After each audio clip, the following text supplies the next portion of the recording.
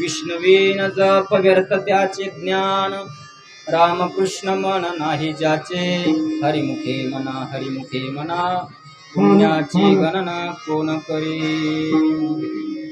अनंत कोटी ब्रह्मांड नायक आराध्य देव श्री पंढरीश पांडुरंग परमात्म्याच्या सेवेसाठी निवडलेला अभंग माऊली महावैष्णव कैवल्य चक्रवर्ती ज्ञानोबाराय यांचा हरिपाठातील 9व्या क्रमांकाचा 4 चरणाचा असा हा उत्कृष्ट अभंग असून, या अभंगामधून संत श्रेष्ठ ज्ञानोबाराय लोकांनी नामचिंतन करावं याच्या करता काही विचार मीमांसाला नामामध्ये प्रवृत्ती व्हावी याच्या करता जो काही उपदेश केला तो उपदेश म्हणजे हरिपाठ.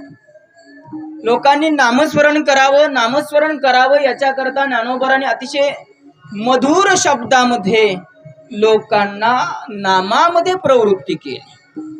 पण तरी सुद्धा लोक ऐकत नाहीत. त्यावेळेला ज्ञानोबारांना पर्वताप्रमाणे या कडक अभंगामध्ये अर्थात कडक शब्दामध्ये लोकांना ताडण करावं लागलं. लोकांनी ऐकलं बी तेवढा पुरतं. याच्या करता संतांची संगती करावी. संतांच्या संगतीमध्ये गेल्यानंतर काय फायदा होतो याचं संपूर्ण विश्लेषण संतांची संगती मनोमार्गगती या अभंगामध्ये केलं. पण तरी देखील लोकांची प्रवृत्ती नामाविषयी होत नाही हे पाहिलं आणि ज्ञानोबारांचा मात्र क्रोधाचा पारा पुन्हा एकदा चढला. वास्तविक पाहिलं तर ज्ञानोबाराय म्हटलं की आपण ज्ञानोबारांच्या नावापुढे ज्या शब्दाचा उल्लेख करतो तो शब्द आहे माऊली. आणि माऊली शब्दाचाच अर्थ होतो आई. आई तिला म्हटलं जातं. ऐसी कळवळ्याची जाती करीला भाविन प्रीती, पोटी भारवाहे त्याचे सर्वस्व ही साहे. लेकराचं जे सगळं सहन करते तिला आई म्हटलं जातं. आणि ज्ञानोबाराय सुद्धा आई आहेत. आई असं असताना सुद्धा सहन करण्याची काही क्षमता असते. एकदा सांगितलं दोनदा सांगितलं तरी ऐकत नाही. त्यावेळेला क्रोधाने सांगितलं जातं. हा नियम आहे. ज्ञानोबाराय प्रेमाने सांगतात पण लोक काय ऐकत नाही. असं ज्या वेळेला ज्ञानोबारायांना लक्षात आलं त्यावेळेला ज्ञानोबारायांनी त्यांचं ताडण केलं अभंगाचं प्रथम चरण. विष्णुवीन जप व्यर्थ त्याचे ज्ञान, रामकृष्ण मन नाही ज्याचे. ज्ञानोबारायांनी नामामध्ये लोकांची प्रवृत्ती व्हावी याच्या करता 8 अभंगाची रचना केली. पण 8 अभंग लिहून सुद्धा 8 अभंग लोकांसमोर मांडून सुद्धा 8 अभंगामध्ये असलेले विचार लोकांना सांगून सुद्धा लोकांची प्रवृत्ती काय होत नाही.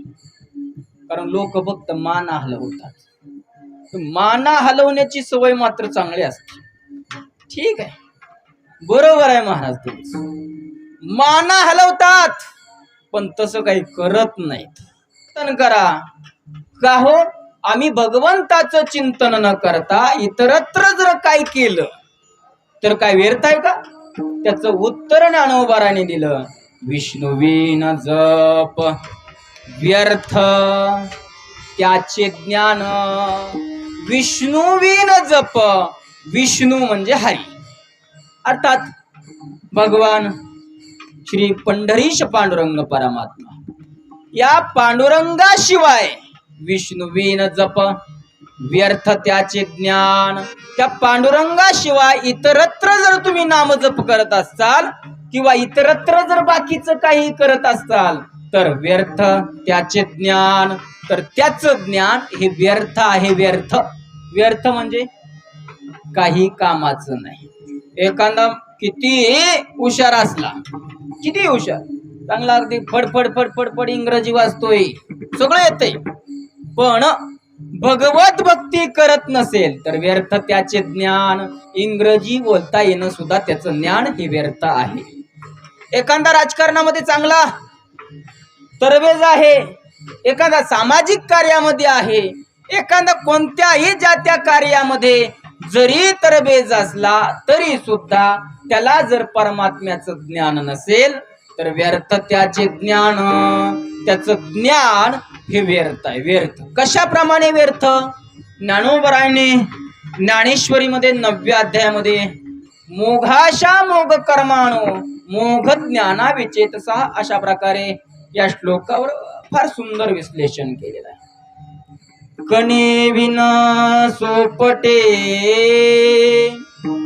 कणसे लागली घनदाटे काय करावे गोमटे ओस नगर. ज्ञानोबराय म्हणतात कणेविन गोमटे कणेविन. कणेविन कण म्हणजे धान्य. कणस भरपूर लागली, एका ताटाला एकच कणीस असतं, बरोबर आहे का? एकच असतं ना. पण ज्ञानोबराय म्हणतात भरपूर लागली आणि ती बी घनदाटे घनदाटे भरपूर दाट लागली. पण कशी?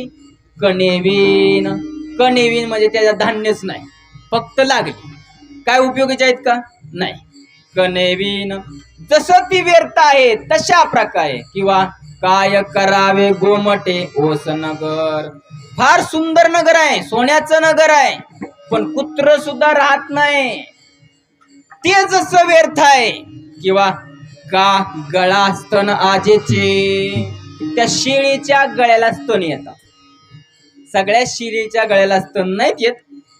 काय काय शेळी असती भाग्यवान, तिच्या गळ्याला स्तन येतात. पण ते स्तन त्याच्यातून किती दूध निघतं?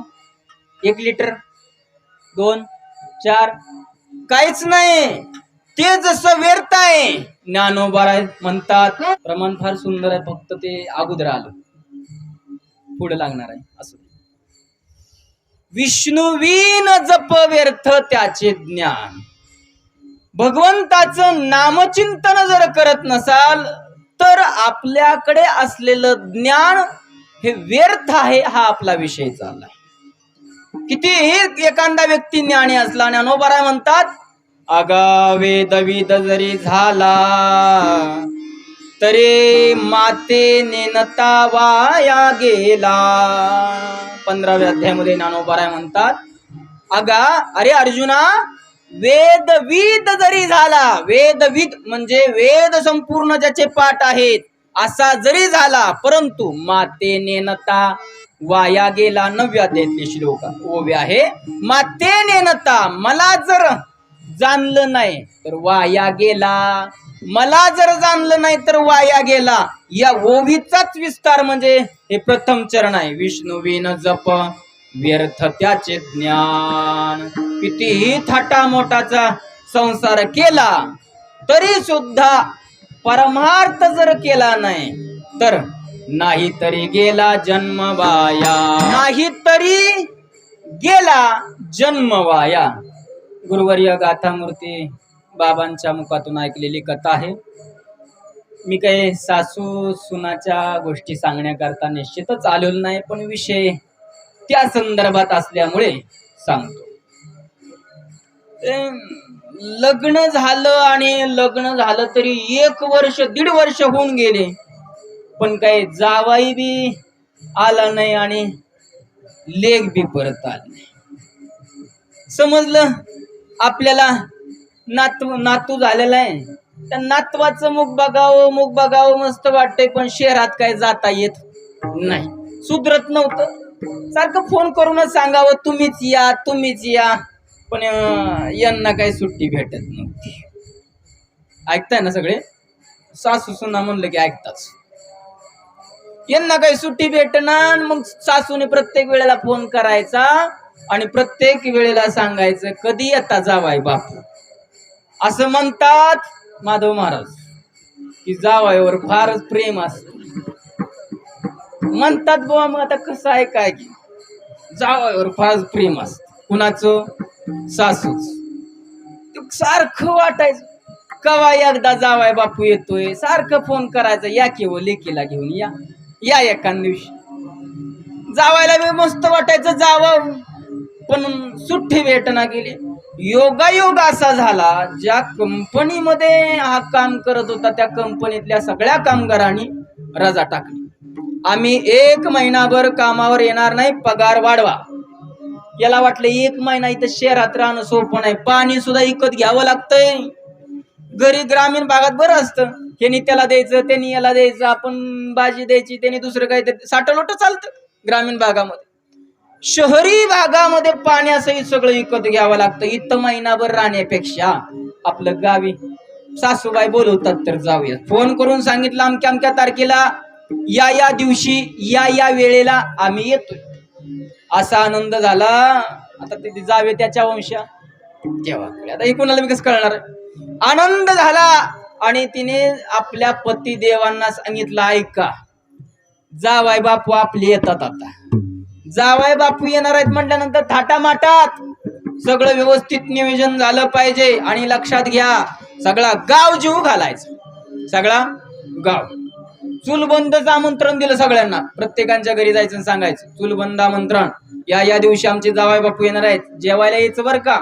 किती दिवस झाले तुम्ही आमच्या घरी जेवायला नाही. लोक म्हणले आठवतच नाही, बोलवलंच नाही तर आठवायचा काय प्रश्न आहे, किती दिवस झाला नाही. सगळ्या गावात सांगितलं जावाय बापू येणार आहे, जावाय बापू येणार आहे, एवढे लोक बोलवणार आहेत. मग काय करायचं, एवढी लोक कुठं बसणार. 2 एकरामध्ये मंडप दिला, द्राक्षीची बाग काढून. तुम्ही म्हणसाल कोण काढेल का, ते दृष्टांतात असत.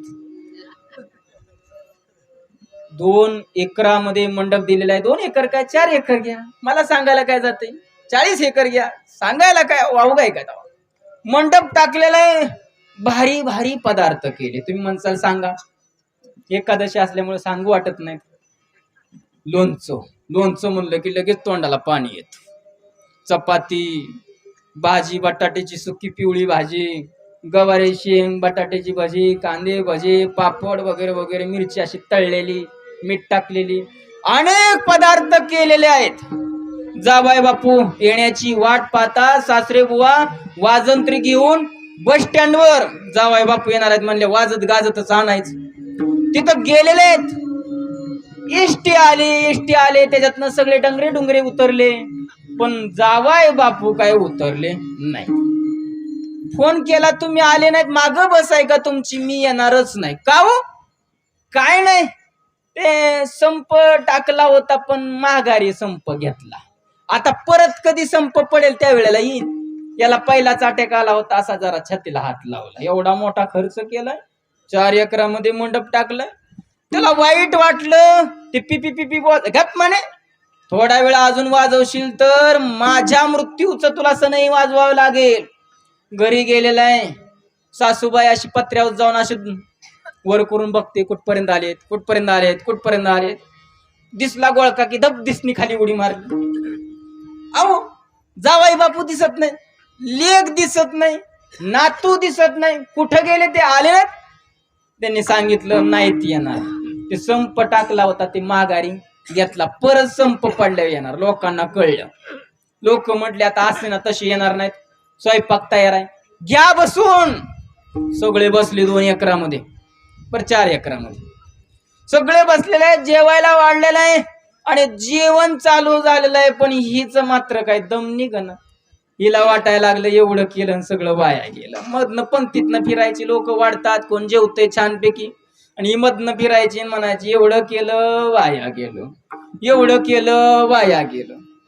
त्यातला एक लहान मुलगा उठला आणि म्हटला आजीबाई वाया जाणार नाही, आम्ही हित बी खाणार, घरी बी घेऊन जाणार, वाया जाणार नाही. ती म्हटली एवढं केलं वाया गेलं, कोल्या कुत्र्याची भरती. आता दृष्टांत कुठं घडलाय हे नाही मला सांगायचं, तात्पर्य काय हो, वाया गेलत का. लोक काय म्हणत होती, इथंही खातो आणि घरी बी घेऊन जातो, प्रामाणिकपणे अन्न वाया जाणार नव्हतं. पण हिच्या दृष्टीनं वायाच गेलं होतं का, कारण ज्याच्या करता भेटलं होतं त्याच्या करता, म्हणजे ज्याच्या करता हे अन्न केलं होतं तो आलाच नाही, तो आलाच नाही म्हणून ते जेवण केलेलं, ते नियोजन केलेलं जसं व्यर्थ ठरतंय, त्याप्रमाणे हा देह ज्याच्या करता प्राप्त झालेला आहे त्याच्या करता वापर न करणं हे व्यर्थ आहे. म्हणून ज्ञानोबाराय म्हणतात, विष्णुविन जप व्यर्थ त्याचे ज्ञान. विठ्ठल विठ्ठल.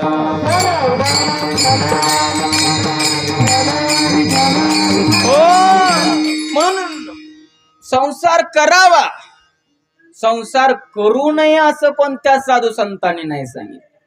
प्रपंची असोनी परमार्थ साधावा, वाचे आळवा बा पांडुरंग, किंवा असोनी संसारी जीवा वेग करी. पण याच्या पुढे ऐका, याच्या पुढे ऐका, संसार करावा हे सांगितलेलं आहे, पण असोनी संसारी म्हटलेलं आहे. संसारात फक्त शरीराने राहा, मनाने मात्र विष्णुविन जप व्यर्थ त्याचे ज्ञान. रामकृष्ण मन, रामकृष्णाच्या ठिकाणी मन असावं. रामकृष्णाच्या ठिकाणी जर मन नसेल तर व्यर्थ त्याचे ज्ञान. आपलं ज्ञान हे सगळं व्यर्थ आहे.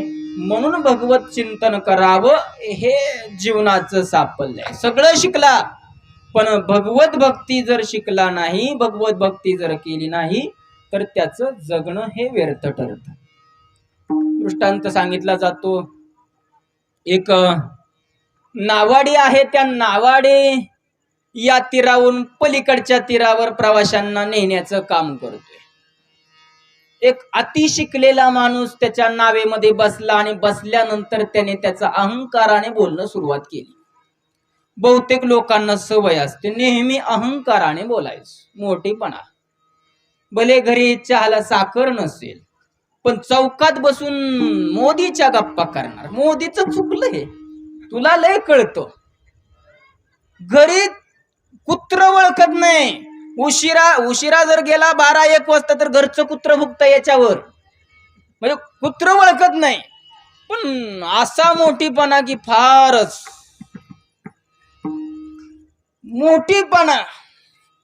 मोठीपणाने सांगायला लागला, मी अमकं शिकलो, मी तमकं शिकलो, हे शिकलो, ते शिकलो. शिकलो नाही अशी कोणतीच वस्तू नाही. मग ती बी आपला नावाडी म्हणायचा. काय शिकले? तुम्हाला स्वयंपाक येतो? हो, स्वयंपाक सगळा येतो. इंग्रजी सुद्धा, संस्कृत सुद्धा. काय येत नाही असं नाही, सगळंच येतं. मग यांनी त्याचा मोठेपणा सांगता सांगता, मोठीपणा सांगणाऱ्या लोकांना स्वतःचा मोठीपणा सांगता सांगता इतरांचा कमीपणा करण्यात आनंद वाटतो.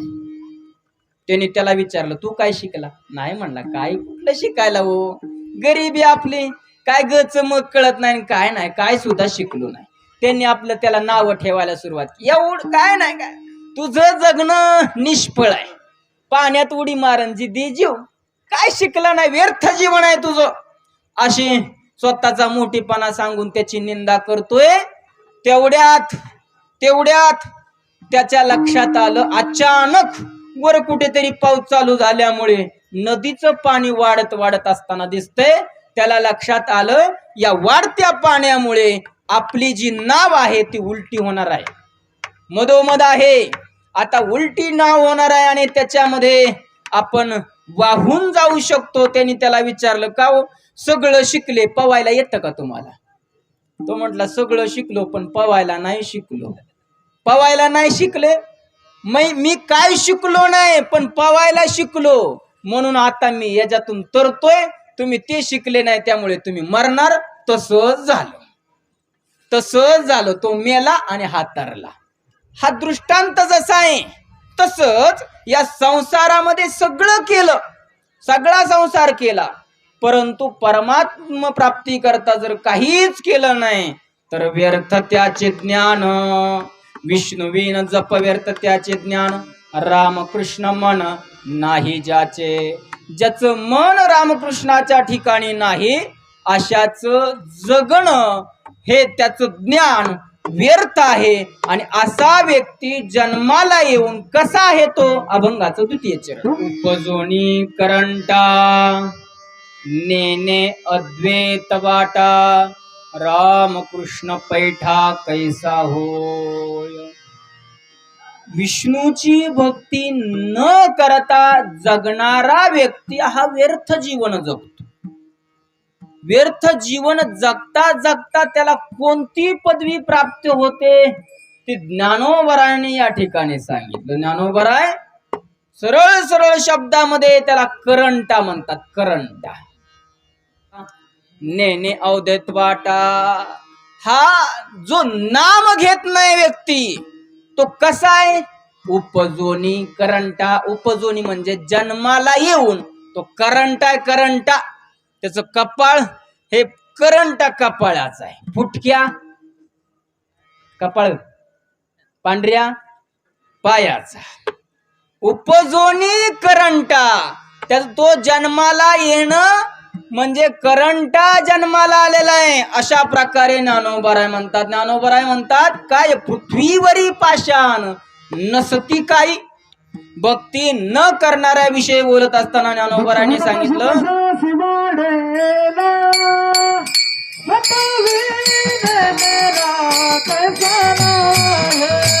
की ब्रह्मज्यांना पदवी दिली.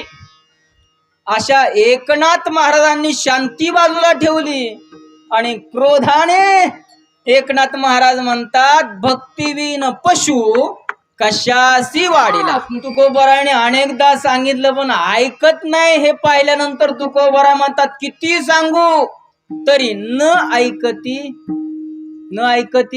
बटकीची. ही शिवी आहे. पुढे शिंदळीचे रडतील. शिवी दिली तो लेख दो बापाचा. सरळ सरळ तुकोबाराय म्हटले नाम नाही मुका. आता एखाद्याला जर असं म्हणलं तर किती राग येईल. एकनाथ महाराज म्हटले काय माय गेली होती भूतापासी हरी नये मुकासी अरे मुढा. अर्थात ज्यांच्या मुखाला नाम येत नाही असे माणसापासून जन्माला झालेत असं नाहीच. मग भूतापासून जन्म झालेला आहे. अशा प्रकारे अतिशय कडक शब्दामध्ये साधू संतांनी ताडण केलेलं आहे. कधीतरी थोडासा आपल्या जीवनातला अनमोल वेळ बाजूला ठेवून म्हणजे संसाराविषयी असलेला कुठेतरी 1 मिनिट तरी आपण या गोष्टीचा विचार केला पाहिजे. कुठेही कीर्तनाला जा, गाथा काढा, हरिपाठ काढा, ज्ञानेश्वरी काढा, एकनाथी भागवत कोणताही ग्रंथ घ्या. सगळ्या ग्रंथाचं तात्पर्य एवढंच हरिमुखे म्हणा. सगळ्या साधू संतांनी एकच सांगितलं.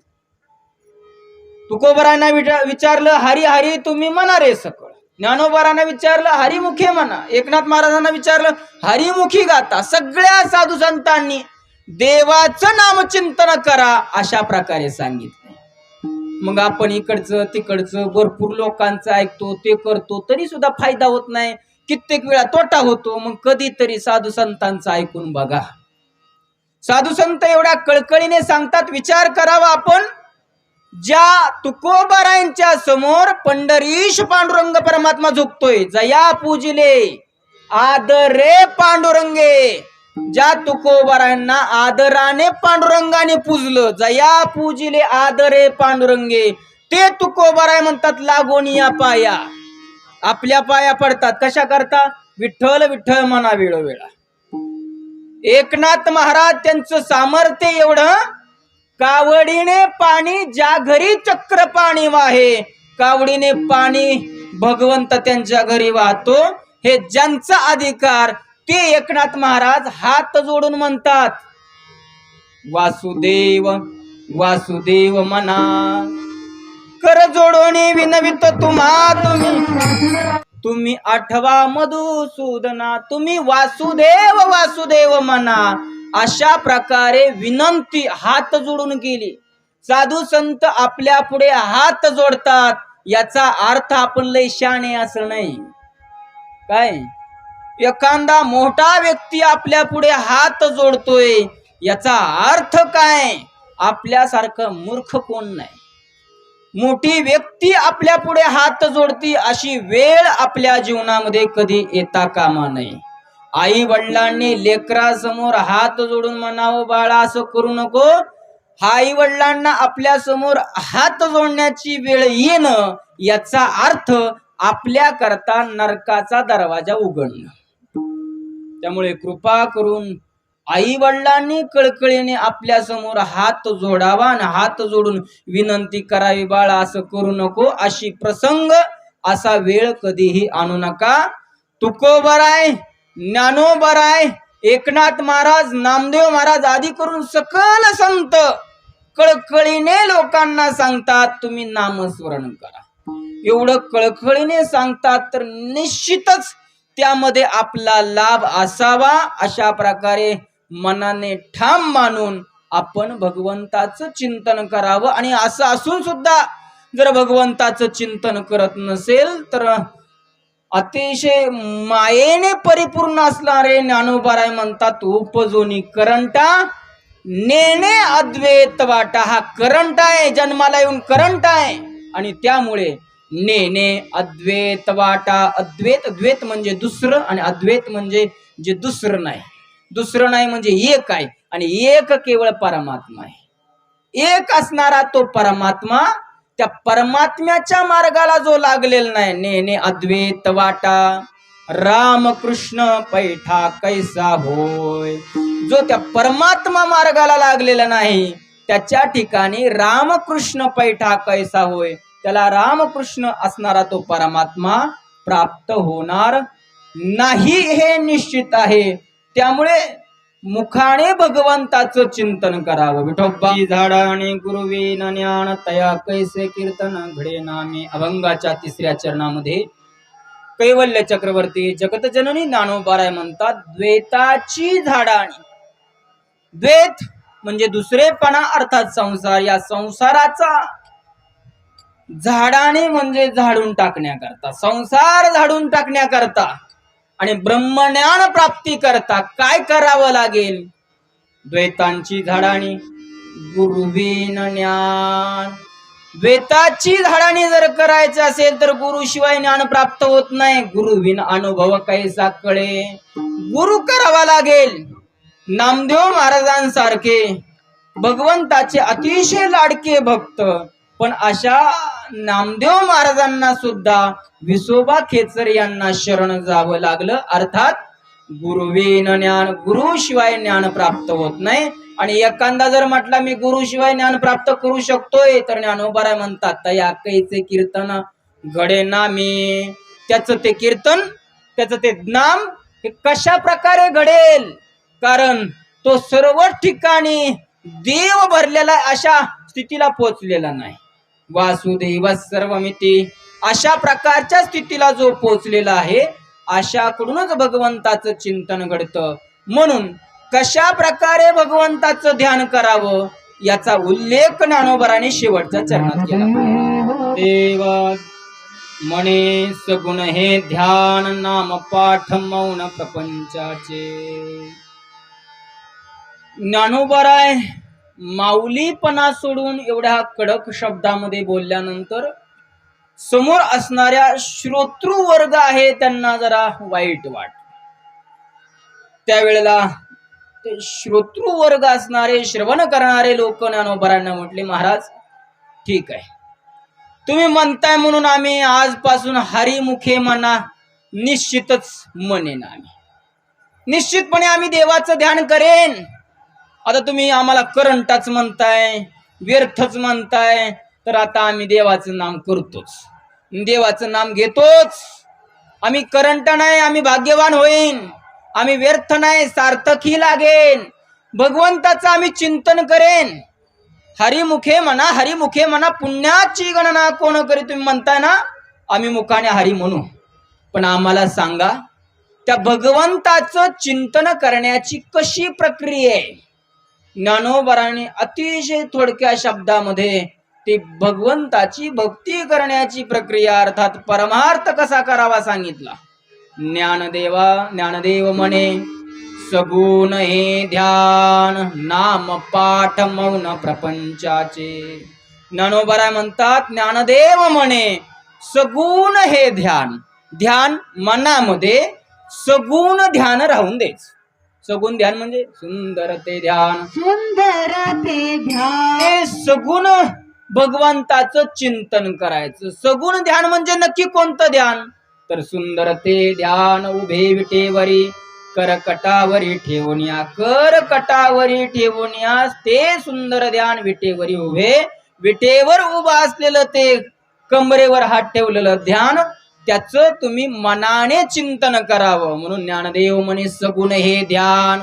सगुण ध्यानाचं चिंतन करून काय करायचं? नामपाठ.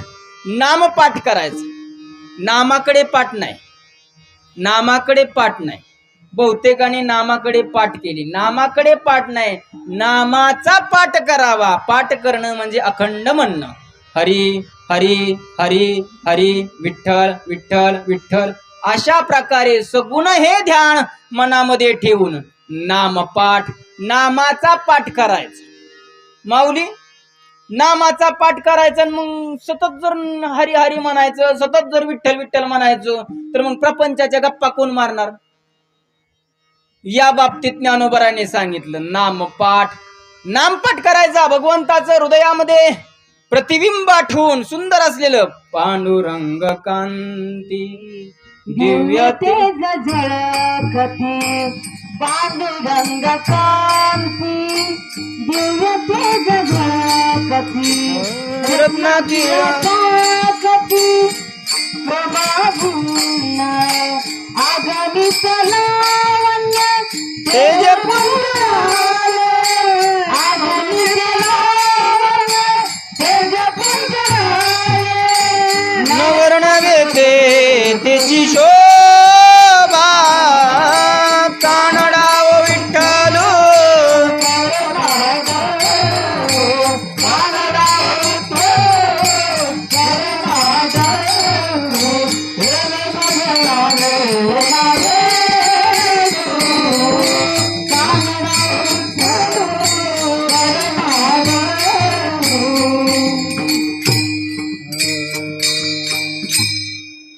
पांडुरंग कांती दिव्य तेज झळकती. दिव्य असणार ते भगवंताचं ध्यान मनामध्ये घेऊन नामपाठ, भगवंताच्या नामाचा पाठ करावा. आणि मौन प्रपंचाचे मौन. नाहीतर काय काय माणसं असं जोडतात नामपाठ मौन. नामाच्या पाठाचं मौन धरायचं आणि मग काय बोलायचं? प्रपंचाचं बोलायचं. असं नाही. नामपाठ ही अलीकडे घ्यायचं. ज्ञानदेव म्हणे सगुण हे ध्यान. सगुण हे ध्यान घेऊन नामपाठ करायचं आणि प्रपंचाचं मौन टाळायचं. प्रपंचाचं मौन करायचं. पण आमचं तसं नाही होत. नामपाठाचं मौन होतं आणि प्रपंचाच्या गप्पा पालात बसून. घरी बसलेली माणसं म्हणतात आज माऊली दिव्या घाटात असतील, आज माऊली सासवडला, आज माऊली जेजुरीत. काय आनंद असेल. हे पालात बसल्या बसल्या म्हणत म्हशीनं धार दिली का नाही काय माहित. कोंबड्या वेळेत सोडतच नाही, सोडल्या का नाही काय माहित. ते नातवंडाला एक माझा लय जिवाळा लागलाय. त्याला करमत असेल का नाही काय माहित. बायको काय वेळेत कामाला जात नाही रानात. एवढी कामं पडलेली, काय करायचं कळतच नाहीये ना. इथं बसून प्रपंचाच ज्ञानोबराय म्हणतात ते नका करू. नामपाठ करा. नामपाठ करा आणि मौन प्रपंचाचं मात्र व्यर्थ गळबळा करू नका. बाकीचं काही बोलू नका. म्हणून ज्ञानदेव म्हणे ना सगुण हे ध्यान. नामपाठ मौन प्रपंचाचे. सगुण असलेलं परमात्म्याचं ध्यान हृदयामध्ये साठवून नामपाठ करावा आणि प्रपंचाविषयी मौन धारण करावं. प्रापंचिक लोकांनी सुद्धा